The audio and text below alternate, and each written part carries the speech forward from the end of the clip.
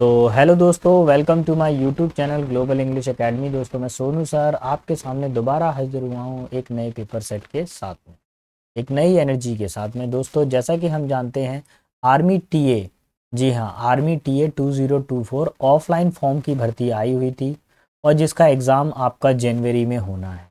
Exam कब होना है? आपका जनवरी में होना है। मेरा एक अंदाज़ा ये है कि 10 जनवरी के बाद में ही आपका एग्ज़ाम होगा। 10 जनवरी से पहले आपका एग्ज़ाम नहीं होने वाला, क्योंकि अभी तक एडमिट कार्ड भी नहीं आए हैं। तो जैसे एडमिट कार्ड आ जाएंगे मैं आपको जानकारी दे दूंगा। देखिए, रोज़ाना रात को 9 बजे, जी हाँ, रोज़ाना रात को 9 बजे मैं एक पेपर सेट अपलोड कर देता हूँ, जो कि बिल्कुल आर्मी क्लर्क टीए के पैटर्न पर बेस्ड होता है, जो प्रीवियस ईयर क्वेश्चन से लिया गया होता है, प्रीवियस ईयर से लिया गया होता है। जवानों, एक चीज़ ध्यान रखिए, जो पेपर पैटर्न मैं बना रहा हूँ बिल्कुल ऐसा पैटर्न जो बिल्कुल गवर्नमेंट का पैटर्न है, जैसा आता है सिर्फ उसी पैटर्न पे ही पेपर मैं बना रहा हूँ। ज़रूरी चीज़, और मैं अपने वीडियो में इधर उधर की बातें नहीं करता। मैं सिर्फ अप टू द मार्क बात करता हूँ। जहाँ से क्वेश्चन आता है, जो क्वेश्चन पैटर्न है, सिर्फ उतने पे ही बात करता हूँ। मेरे वीडियो में कोई फालतू के प्रमोशन और फालतू की बकवास नहीं मिलेगी। तो बिना समय गवाए मैं अपने वीडियो को शुरू करता हूँ। और ये रहा क्वेश्चन नंबर 1।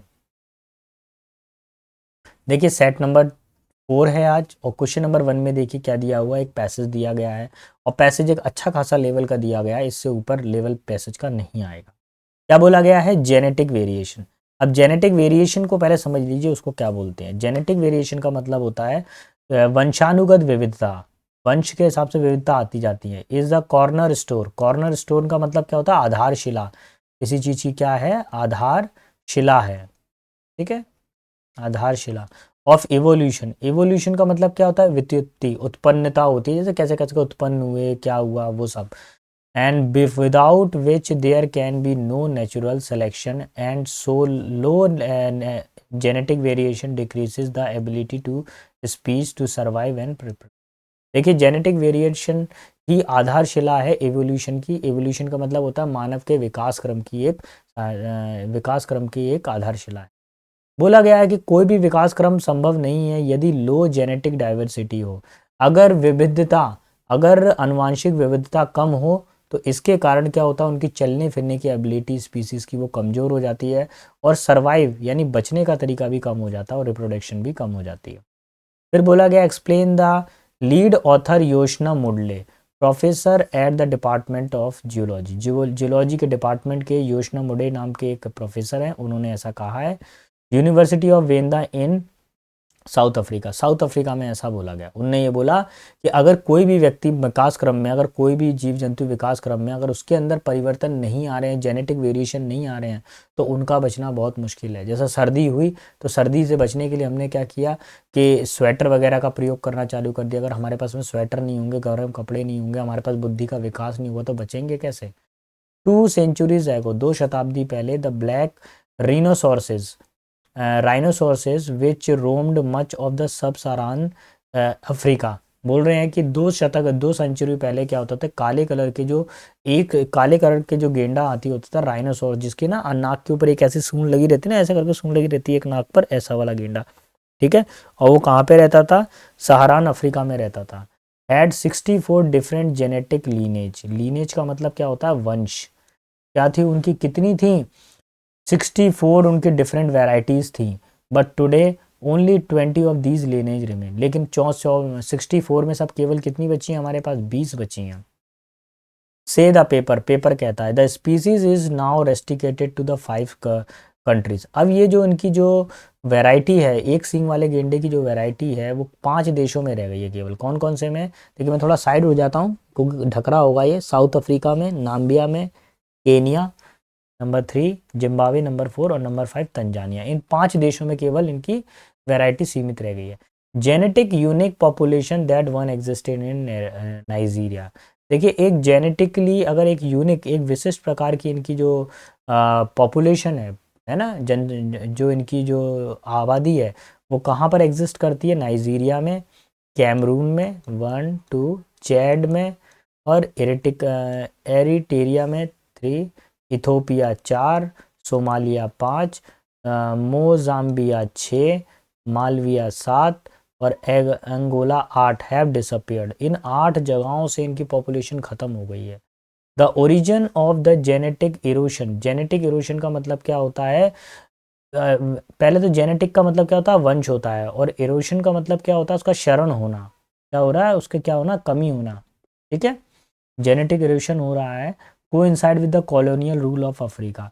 जिस तरीके से कॉलोनियल रूल मतलब औपनिवेशिक नियम, औपनिवेशिक शासन जब से आया है तब से अफ्रीका के अंदर ये सब चीज़ें हो रही हैं। And the popularity of the big game hunting, और क्या हो रहा है, लोग शिकार कर रहे हैं, कॉलोनियाँ बन गई जंगल के पास में, अब लोग शिकार करने के लिए जा रहे हैं, उनके जंगलों को काट रहे हैं, जानवरों के, है ना, जंगलों को काट के अपने घर बना रहे हैं।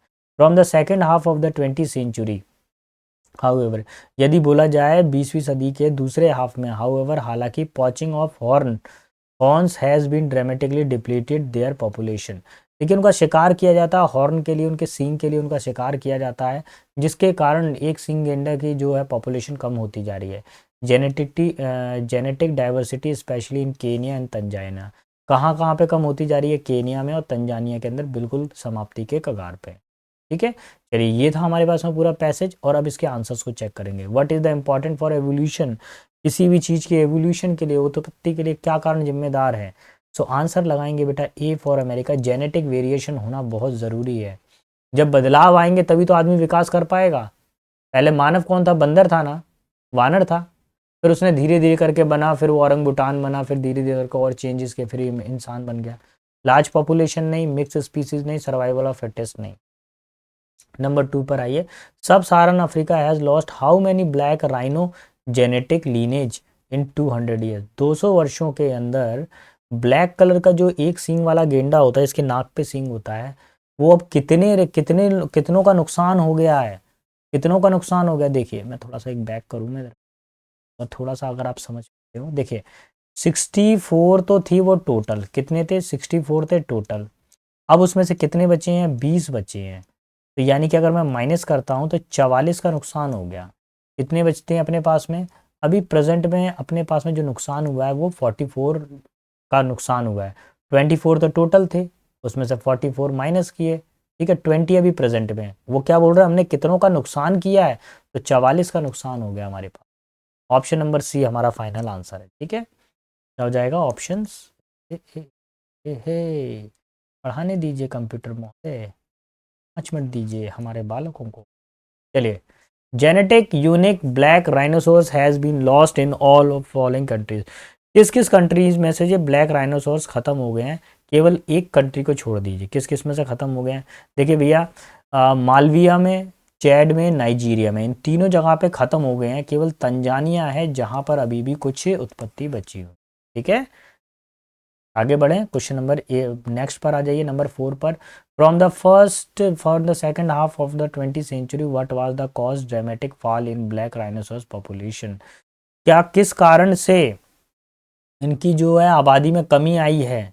देखिए भैया, from the second half of the 20th century however poaching, poaching का मतलब क्या करना है, शिकार करना, लोगों ने क्या किया, इतना शिकार किया एक सींग वाले गेंडे का कि वो अब क्या हो गया, बिल्कुल विलुप्ति की कगार पे पहुंच गया। ऑप्शन नंबर ए हमारा final answer.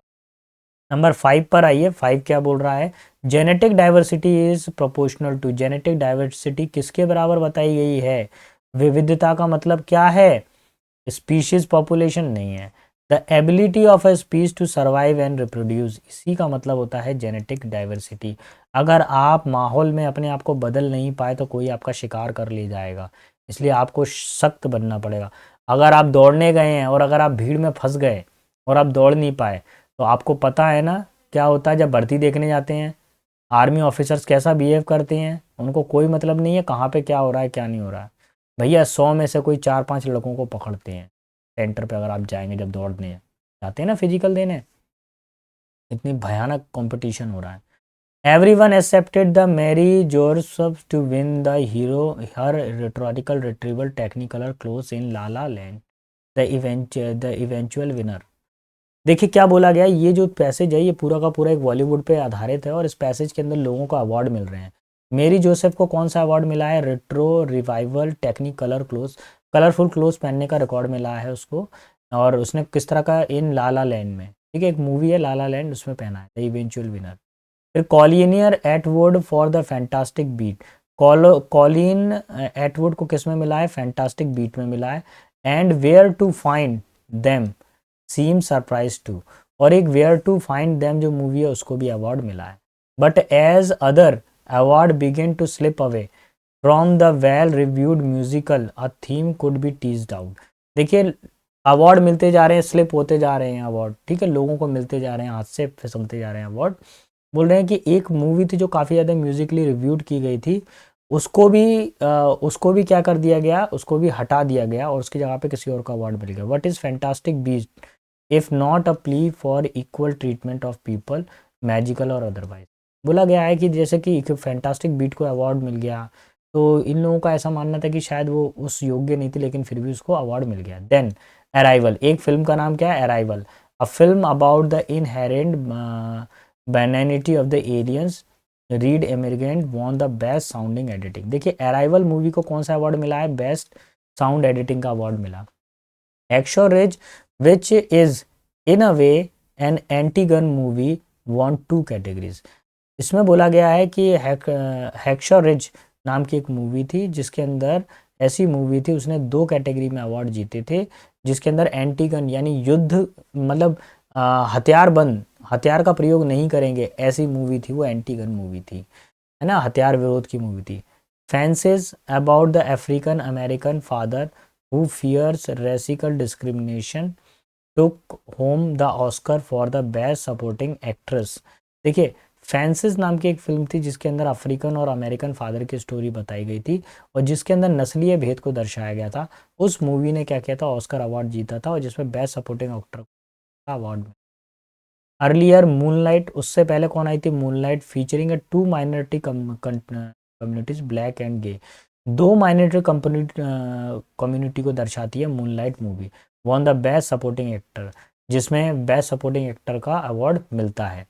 This turn out to be one of those year Oscar voter for underestimated as a majority of the voter are actor and there were the tendency to think they had rewarded the La La Land a celebration of creation.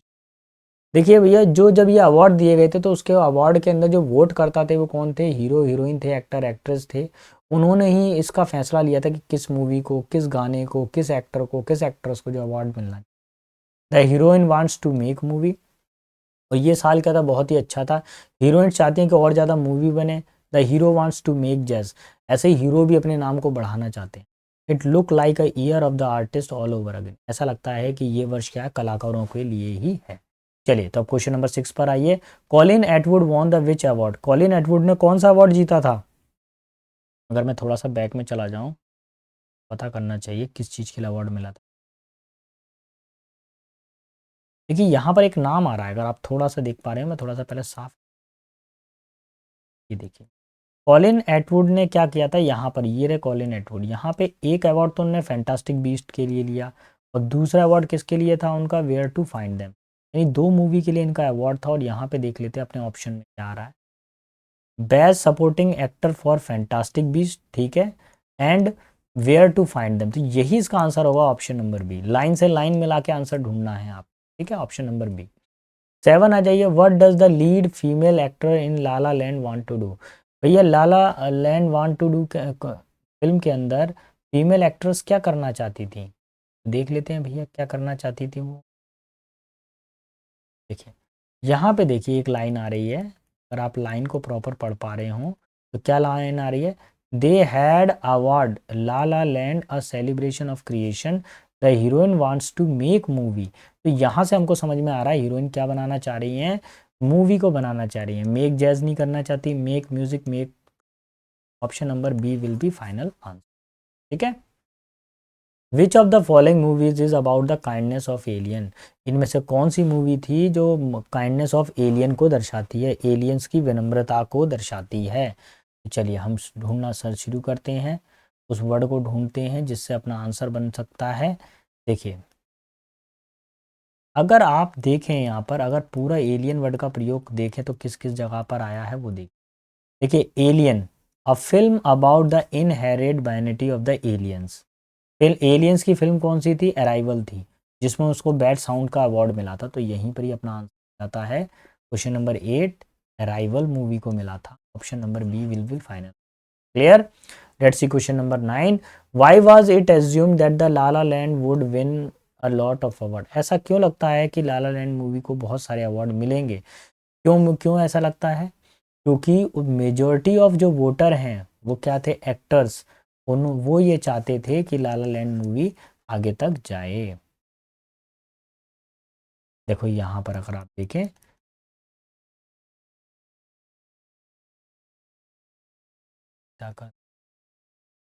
ये देखिए क्या बोल रहा है, a majority of voter actors there was tendency to think they had reward the La La Land a celebrate creation. इस line से हमको answer मिल रहा है। ठीक है, चलिए ये हो गया, 9 हो गया। अब एक 10 रह गया, 10 को देख लें। विच of the movie for sure win 2 award? कौन सी मूवी को 2 अवार्ड मिले हैं, बता दीजिए। विन द 2 अवार्ड, किस मूवी को 2 अवार्ड मिल रहे हैं भैया? देखिए हैक्सो रिच की मूवी को, हैक्सो रिच को क्या मिल रहे हैं? 2 अवार्ड मिल रहे हैं, बाकी सबको एक एक अवार्ड ही मिल रहा है। ठीक है, चलिए अब आगे की तरफ बढ़ते हैं हम लोग। बोला गया है the secretary and the principal of the college are attending. देखिए क्वेश्चन नंबर 8 10 तक तो मैंने क्या करा दिया आपको, अनसीन पैसेज। 10 क्वेश्चन आते हैं अनसीन पैसेज के। अब स्पॉटिंग एरर आ गया है, अब इसको देख लीजिए। सबसे पहले बेटा ये जो फॉर्मूला मैं बना रहा हूँ, प्लीज़ आप इसको बना लीजिए। ये बहुत बहुत इम्पॉर्टेंट फॉर्मूला है और इससे बाहर नहीं जाता है पेपर में। इसी तरह के, इसी लेवल पे ही चर्चा की जाती है। देखिए नाउन 1 के अकॉर्डिंग ही क्या आ रही है, अपनी वर्ब आ रही है। देखिए यहाँ क्या लिखा हुआ है, the secretary and the principal. वही व्यक्ति क्या है? सेक्रेटरी है, और वही व्यक्ति क्या है? प्रिंसिपल है, क्योंकि आर्टिकल एक ही बार आ रहा है।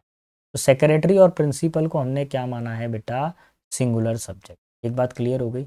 अब बीच में क्या आ रहा है? ऑफ आ रहा है सर, ऑफ आ रहा है। अब क्या आ रहा है? नाउन 2 आ रहा है। ठीक है, इसको नाउन 1 मान सकते हैं, उसको नाउन 2।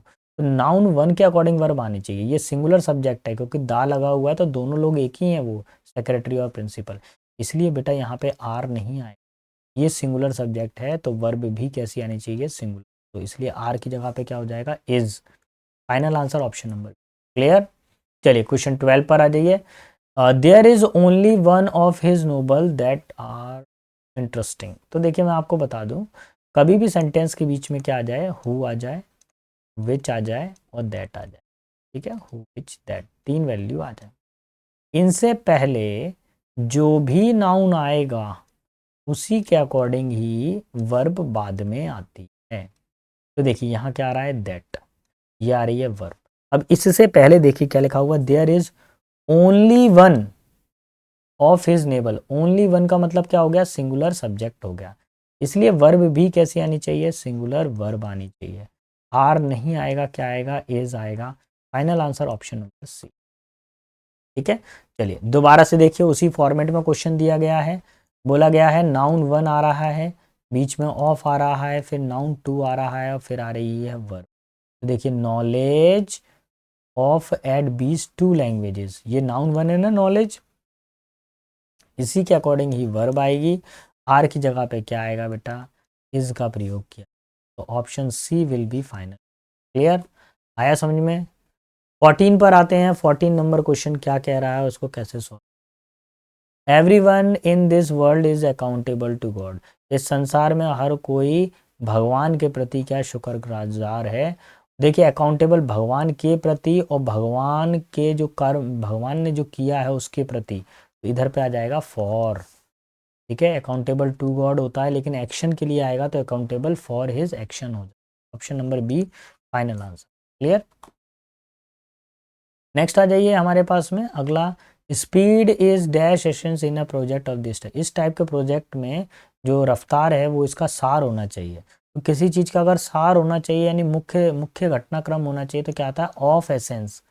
ये ध्यान रखना, ये पूरा एक फ्रेज है, of essence in in a project. ठीक है, ये फिक्स्ड प्रपोजिशन का पार्ट आया। Option number D will be final. अब आ जाइए क्वेश्चन नंबर 16 पे।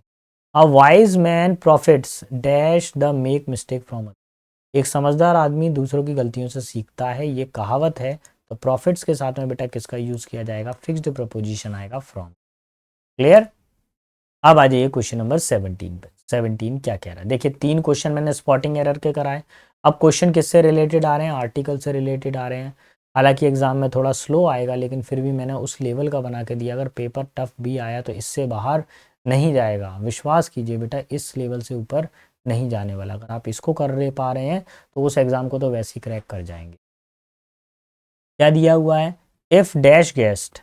अब कितने गेस्ट हैं पहले देखिए, एक ही गेस्ट है तो a guest has to leave. अगर एक गेस्ट को छोड़ना है, मैं थोड़ा सा कलर चेंज कर लेता हूँ, ये टिक कर ले। If a guest has to leave dash table, table के लिए क्या जाएगा, the table, during dash meal. Meal का मतलब होता है भोजन, और भोजन के लिए हम किसका यूज़ कर सकते हैं यहाँ पे, during a meal he always asked his host. अच्छा, will you excuse me for, minute से पहले क्या आएगा, ए आएगा। तो हमको देखना है किस में ए आ रहा है आगे, यहाँ तो कुछ नहीं आ रहा, यहाँ पे एन आ रहा है, कैंसिल करिए, यहाँ द है, कैंसिल, यहाँ पे कुछ नहीं आ रहा। तो option number 1 will be my final answer, जो सारी चीज़ों को मैच, ए द ए। अब आ जाइए 18 नंबर पे, 18 नंबर क्या कह रहा है, देखिए मोस्ट फेवरेट यानी कि सुपरलेटिव डिग्री आ रही है, और सुपरलेटिव डिग्री के लिए क्या आता है, द आता है। सुपरलेटिव डिग्री के लिए क्या आता है बेटा, द आता है। ये बात क्लियर है आपके लिए, क्यों भाई। अब आगे देखिए, अगर पहले में दा किस में आ रहा है, इसमें दा आ रहा है क्या, नहीं आ रहा, तो ये दो तो कैंसिल। अब बचे तीन, तीनों में चेक करेंगे। The most favourite game is cricket which is called by dash English. यहाँ पर इंग्लिश भाषा नहीं है, यहाँ पर इंग्लिश का मतलब है अंग्रेज। क्या है, अंग्रेजों का खेल था ना क्रिकेट, फेमस हो गया। इधर पे क्या आएगा, दा आएगा। ठीक है, दा पहले में आना चाहिए और दा दूसरे में भी आना चाहिए। दा पहले में आ रहा है, दूसरे में ए आ रहा है, कैंसिल करिए, दा और एन आ रहा है, कैंसिल। इसका मतलब ऑप्शन नंबर 1 ही सही होगा। यहाँ पर भी दा आएगा क्योंकि दा सुपरलेटिव डिग्री है, ग्रेटेस्ट, इसलिए दा आएगा। और संसार, वर्ल्ड, वर्ल्ड के लिए भी दा आएगा। Option number A will be my final answer. क्या आंसर लगाया मैंने। आ जाइए क्वेश्चन नंबर 19। 19 को कैसे शॉर्ट आउट करना है, 19 में देखेंगे। In his childhood he live with dash grandfather dash poor tailor. देखिए वह अपने ग्रैंडफादर के साथ रहता था, द ग्रैंडफादर, और वो ग्रैंडफादर क्या थे, अ पुअर टेलर। ठीक है, द ग्रैंडफादर और अ पुअर टेलर, यही answer. Option C will be my final. तो चलिए जवानों, अब हम लोगों ने आर्टिकल के क्वेश्चन भी देख लिया। अब हम लोग देखते हैं PQRS वाले क्वेश्चन, यानी कि सेंटेंस को अरेंज करना है properly. During the reigns of empire Tiberius, emperor सम्राट टिबरस के समय में क्या हुआ है, इनके समय में उनके साथ। अच्छा अच्छा, देखिए जब भी हमको बोलते हैं ना कि अकबर के समय में ऐसा हुआ था, भारत के शासक अकबर के समय ऐसा हुआ था, या दिल्ली की सल्तनत में ऐसा हुआ था, तो सबसे पहले क्या करते हैं, उस शासक का नाम तो आता ही है, साथ में उसका स्थान भी आता है कि कहाँ की घटना है। During the reigns of emperor Tiberius, इन कहाँ पर है, कहाँ के रहने वाले थे वो, इन एंशियंट रोम। ठीक है, कहाँ के रहने वाले थे, एंशियंट रोम के रहने वाले। अब इसका मतलब तो कंफर्म हो गया कि पहला सेंटेंस एस आ रहा है, एस के बाद में क्या आ रहा है, Q. An Austin story teller, वो कौन थे, ऑगस्टिन स्टोरी टेलर थे। ठीक है, ऑगस्टिन स्टोरी टेलर। फिर पी आ जाएगा, कॉल्ड फेडरस, जिसको क्या बोला गया था, फेडरस। फिर उन्होंने क्या किया था, translated Ashok fable into Latin, उन्होंने लैटिन भाषा के अंदर अशोक को उन्होंने क्या किया था, ट्रांसलेट किया था। फिर क्या आ जाएगा, and also added some tales of his own, और खुद की भी कुछ कहानियां उसके अंदर डाली थी। So option number 3 will be final. चलिए अब आगे आ जाइए।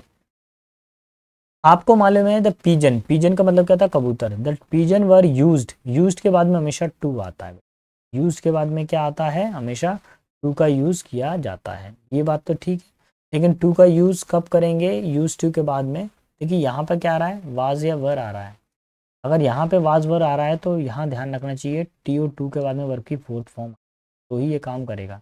यहाँ तो फर्स्ट फॉर्म आ रही है, तो भैया एस से सेंटेंस में शुरू नहीं कर सकता हूँ मैं। तो मैं थोड़ा सा ऑप्शन को चेक करूँ। देखिए पी इसमें आ रहा है, पी आ रहा है, पी आ रहा है, यानी कि पी से सेंटेंस शुरू होने के चांसेस हमारे ज़्यादा हैं। इसको कैंसिल करिए। अच्छा एक और चीज़ देखिए, जोड़ा किसके बना के दिया उन्होंने, पी का और आर का जोड़ा बना के दिया, और एक पी और क्यू का जोड़ा बना के दिया। तो कॉमन जोड़ा किसका है बताइए, कॉमन कॉमन तो ढूंढ लोगे ना, पी आर कॉमन है, पी आर इसमें कॉमन है, इसको साइड कर दीजिए। अब 3 और 4 में से कोई एक है, बस इतना देख लीजिए। तो the pigeon were used as messenger, कबूतरों का प्रयोग समाचार वाहक के रूप में किया जाता था, पहला सेंटेंस। दूसरा सेंटेंस, इन ओल्डन डेज, पुराने जमाने में। अब उसके बाद में क्या आ जाएगा, पुराने जमाने के बाद में, उसके बाद में आएगा अपने पास में ओल्डन डेज। फिर आ जाएगा हमारे पास में टू कैरी, किसके लिए प्रयोग किया जाता था, to carry messages which were tired to their feet, जो वो उन मैसेज को लेके जाता था जो उसके पैरों से बंधे हुए थे। तो option number 3 will be final answer. Clear, इतना समझ में आया। अगले पर आते हैं क्वेश्चन नंबर 22 पर। देखो बेटा, अगर मेरा पढ़ाना पसंद आ रहा है, आपको लग रहा है कि सर हमारे लिए मेहनत कर रहे हैं, तो प्लीज़ बेटा मेरे चैनल को लाइक शेयर सब्सक्राइब करना ना भूलिएगा। एक ज़रूरी चीज़, नहीं हो रहा लाइक सब्सक्राइब, कोई दिक्कत नहीं है, एटलीस्ट बेटा आप जो भी पढ़ रहे हो अपने रिलेटेड डाउट जरूर लिखो कमेंट बॉक्स के अंदर। आपको कुछ नहीं आ रहा है इंग्लिश के अंदर तो मुझसे पूछिए, मेरे टेलीग्राम चैनल की लिंक डली हुई है, लिंक को क्लिक करिए, उस पर से डेटा आपको मिल जाएगा, वहाँ से डेटा सर्च करिए, पूछिए आप एटलीस्ट अगर आपको कुछ नहीं भी आ रहा है तो। चलिए अगले क्वेश्चन की तरफ बढ़ता हूँ 22 पर। द स्कूल हैज़ बीन, क्या बोला गया है, the school has been, the school has been dash.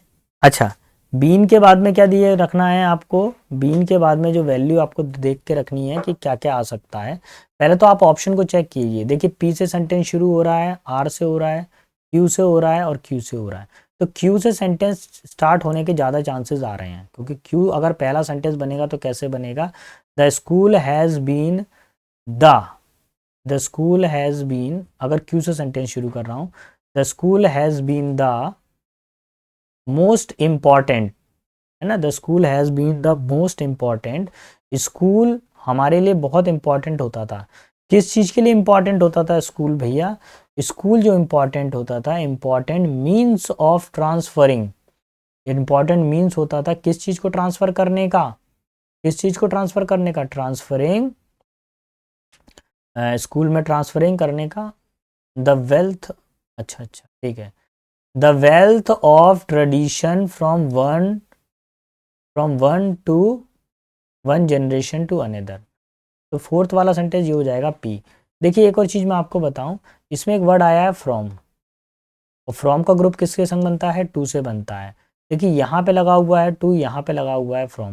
इसका बात कंफर्म है कि लास्ट वाला सेंटेंस में क्या आना चाहिए, पी ही आना चाहिए। लास्ट वाले सेंटेंस में क्या आना चाहिए, पी आना चाहिए। अगर मैं सारी चीज़ों को प्रॉपर मैच किया है तो लास्ट में देखिए पी आ रहा है, शुरुआत में क्यू और एस का जोड़ा बन रहा है। Option number 2 will be final answer. क्या आंसर हो जाएगा बेटा, ऑप्शन नंबर 2 हमारा फाइनल आंसर हो। क्लियर। चलिए मेरे यहाँ पे एरिया में लाइट चली गई है तो मेरे पास थोड़ा ही इसका डेटा पड़ा हुआ है, इसको जल्दी जल्दी कवर कर देता हूँ। पहला लेटर हमारे पास में क्या है, बैनिश। बैनिश का मतलब क्या होता है बेटा, देश निकाला। किसी को देश से निकाल देंगे तो क्या करेंगे, बैनिश करेंगे, देश निकाला कर। एग्जाइल का मतलब क्या होता है, एग्जाइल का मतलब होता है वनवास जाना। क्या होता है, वनवास जाना। ठीक है, राम जी को वनवास मिला था। हेट मतलब क्या होता है, नफरत करना। फेड का मतलब क्या होता है, मुरझाना। फेड का मतलब होता है मुरझाना। क्लीन का मतलब क्या होता है, साफ। तो अभी हमारा आंसर क्या बन जाएगा, फाइनल आंसर अगर चेक करेंगे तो आंसर हो जाएगा ए फॉर अमेरिका। क्लियर, आया समझ में।